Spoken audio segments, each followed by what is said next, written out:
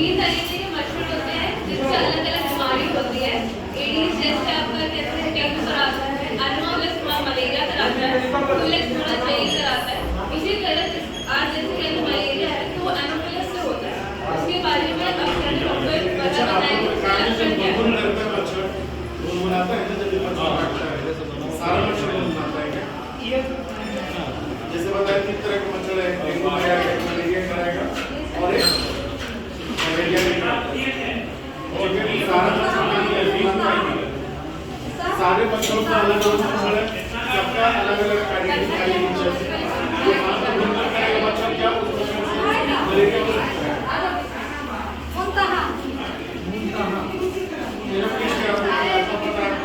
लेकिन क्या गुनगुन करती है कान में।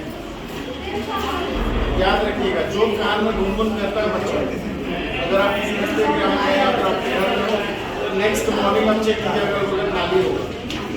जो कान में गुनगुन करता है वो फ्यूलेक्स, उससे मलेरिया नहीं होता है, उससे फाइलेरिया फैलेगा। अगर किसी को फाइलेरिया हो, अगर मच्छर उसको काटा हुआ है और आपके पास आके काटता है तो वो होगा। नाली के बाद क्या है, चाहे किसी ब्रीडिंग प्लेस चाहिए तो वहाँ वो रहने पर अपने के लिए उसको नाली चाहिए, गंदा पानी। सेम अपोजिट मलेरिया में क्या है, उसको भी पानी चाहिए लेकिन वो नाली में पानी में नहीं रहता, गंदा पानी में नहीं रहता, लेकिन स्थिर पानी में रहता है, stagnant water, not artificial water.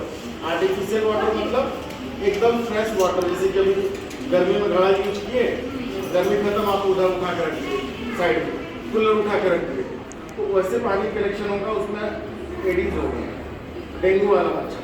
इसीलिए जैसी बरसात आता है आफ्टर गर्मी डेंगू फैलना चालू हो जाएगा।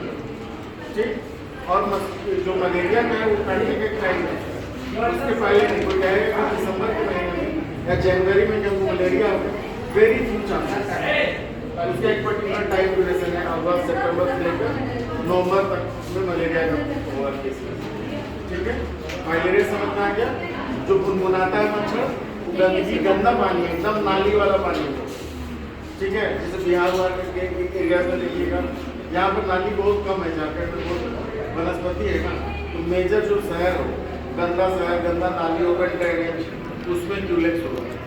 ठीक, और ये बताया जैसे आज मलेरिया के बारे में बात करें, मलेरिया फिर उसका फीचर देखिएगा, मॉस्किटो को गौर से देखेंगे ना जो माइक्रोस्कोप से, तो बैठने के स्टाइल से ऑलवेज 45 और हमेशा इसे और एक बार डेंगू की बात कर लेते हैं।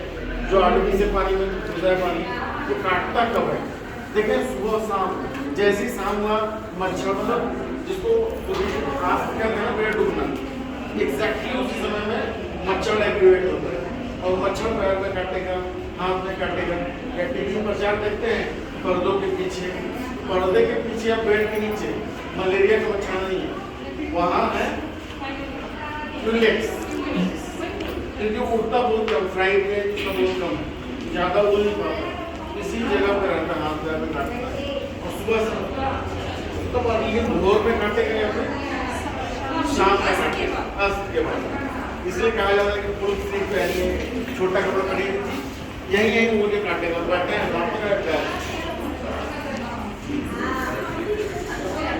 तो जैसा सर ने बताया कि मलेरिया किस टाइप के मच्छर से होता है, तो हम उससे एसोसिएटेड लक्षण के बारे में बताना चाहते हैं।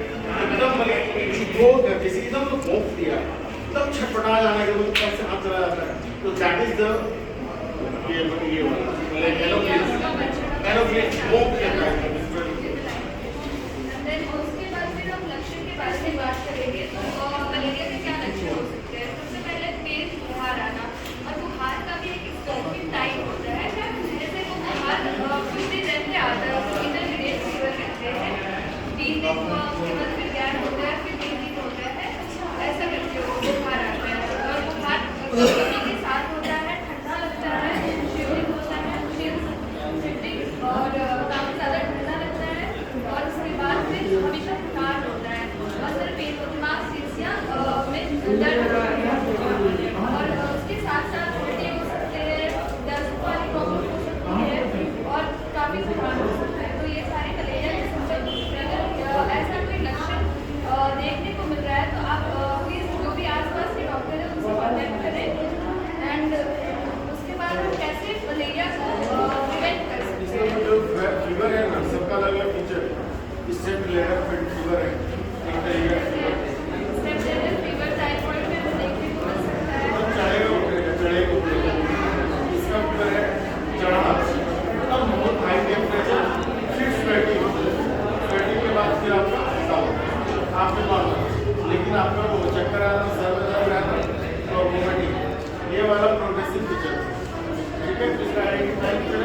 वॉमिटिंग आ गया तो मलेरिया हो सकता है।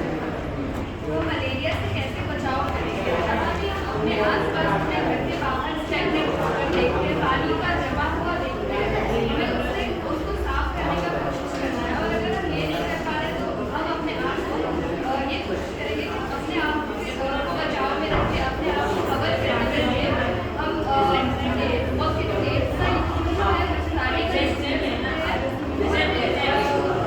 और हमें नालियों में आपको जैसे प्रोफेशनल्स है, मलेरिया की हमेशा रेड फ्लैग मतलब साइन जो आपको एकदम पकड़ लेना है, छोड़ना नहीं है। फीवर छूट जाए तो दिक्कत नहीं है, डायग्नोसिस गलत हो जाए कुछ नहीं, लेकिन ये फीचर मिल रहा है तो आपको एकदम पकड़ के लेकर आना मेडिकल में। जब कोई बेहोश हो गिर रहा हो, बहुत ब्लीडिंग हो रहा है, हीमोग्लोबिन कम होने लग जाए, तब that's the very risky and it will be cerebral malaria, जो यहाँ पर बहुत कॉमनली होता है। लोग की नॉर्मल डेथ मिस डायग्नोसिस और ये बात ब्लड शुगर कम हो जाएगा, चक्कर आएगा, गिर जाएगा, वॉमिटिंग होगा। सबसे मोस्ट इम्पोर्टेंट है हीमोग्लोबिन। आप लोग सिंपल चीज तो कर सकते हैं, हीमोग्लोबिन कोई भी फीवर वाले केसेस देखिए, सीजन देखिए कि सीजन क्या है। अगर सितंबर में अगस्त की बात हो रहा है तो अब बुखार है, पसीना आ रहा है तो फिर मलेरिया चेक करना तो करना ही है, किट है, साथ में हीमोग्लोबिन भी चेक करना। इसका हीमोग्लोबिन कम हो रहा है तो फिर आपको तुरंत जो, और इसलिए इम्पोर्टेंट इस बात को जानना है कि ट्रीटमेंट वास्ट नहीं है, आप भी ट्रीटमेंट दे सकते हैं। सिंपल ड्रग्स आर अवेलेबल, पानी चढ़ाना है, इंजेक्टेबल देना है, वो भी इसलिए हमारे सेटअप में अवेलेबल है।